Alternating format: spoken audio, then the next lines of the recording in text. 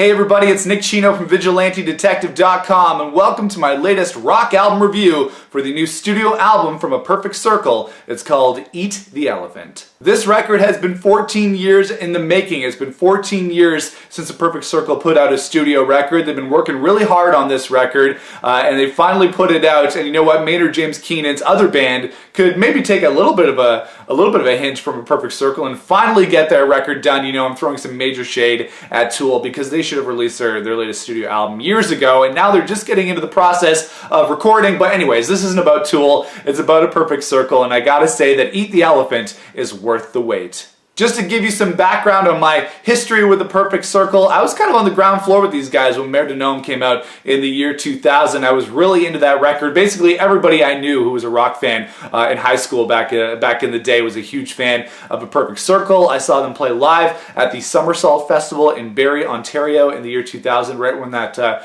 record came out. That was the festival that was put together with Our Lady Peace. I think the Foo Fighters played as well. Green Day was there as well. It was a crazy good festival. A Perfect Circle sounded amazing. I didn't really keep up with them too much after that with the 13 Step record and the Emotive record. They were, good records, but I didn't really kind of keep up with the career of A Perfect Circle of Billy Howerdel and Maynard James Keenan and James Iha, who's in the band now from the Smashing Pumpkins. But I'm happy to say that I'm rediscovering them on this new record called Eat the Elephant. All right, so last night I sat down with this record. I put on my headphones, which is really the best way to listen to this new record from Perfect Circle. I put on my headphones, fired up the Spotify and listened to the record, and right from the get-go, this is a very different sounding record for A Perfect Circle. It's been 14 years, so it's obvious that they've been, developing since then and progressing as people, as musicians, so this record is bound to sound a little bit different. And the thing that's kind of, not sort of surprising or shocking, but just kind of noticeable off the bat is that this album doesn't begin with a big hard rock track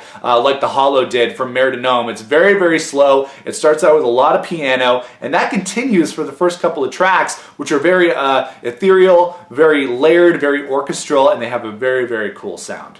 And of course, one of the big noticeable things on this record is the voice of Maynard James Keenan, one of the biggest voices in rock and roll, one of the best voices in rock, and really a voice that we don't hear on record all that much because, like I said, still working on a new record with Tool, so it's really cool to just, kind of hear him doing different things on this album. He still sounds like Maynard. He can still really bring the aggression when he needs to, but his style on this record is so calming and melodic that it, didn't put me to sleep, but it was very relaxing and very calming.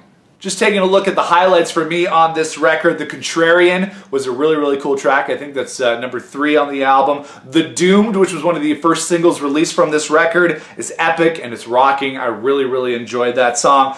So Long and Thanks for All the Fish. This song is an anomaly for A Perfect Circle because it's almost like, I don't want to say poppy, but it's definitely catchy. It's definitely got more of a positive vibe to it. I love that song. It's excellent. Talk Talk, which is one of the more political songs on the record. We know that Maynard James Keenan does not shy away from being political in his lyrics, and he really takes people to task on that track. Delicious, which was another more kind of uplifting and themic track, which I really enjoyed on this record. And the last song on the record, which is called Get the Let Out, which was really trippy, really experimental. It had some kind of out-of-tune piano at the beginning. It had some record scratches and a great vocal from Maynard. So those are the highlights on this record for me. Now, if you're going to sit down and listen to this album, you might want to carve out a little bit of time. It's a long album. It's a great listening experience from front to back. And the thing I noticed from this record is that it kind of starts out with a little more, like I said, that orchestral kind of piano-driven beginning to the album. But then at the core of the album is a lot of kind of hard rock tracks with a lot more guitar and a lot more going on in the middle. So you have the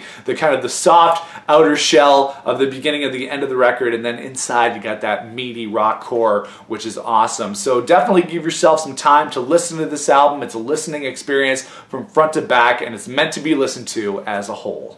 In terms of my negatives on this album, I'm just going to be the rock fan that I am. I wish there was a little bit more guitar on this album, a little bit more riff action. Not to say that there's not any of that going on. There's definitely a lot of guitar work from Billy Howerdel on this record that is enjoyable and taking the songs to another level. But you know what?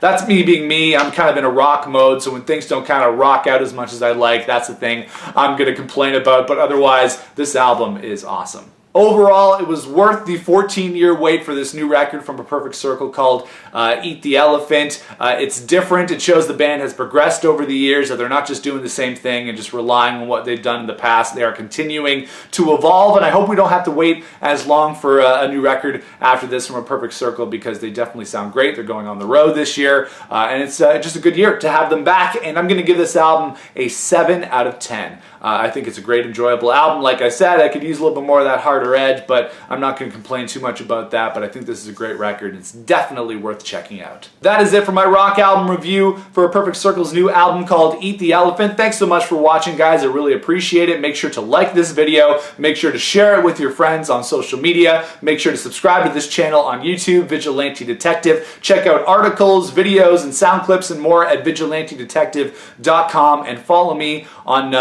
Twitter at The Walking Nick and at VDetective. Let me know what you think of this record in the comments. Thanks a lot for watching, guys. We'll see you again in the next rock album review. This is Chino, out.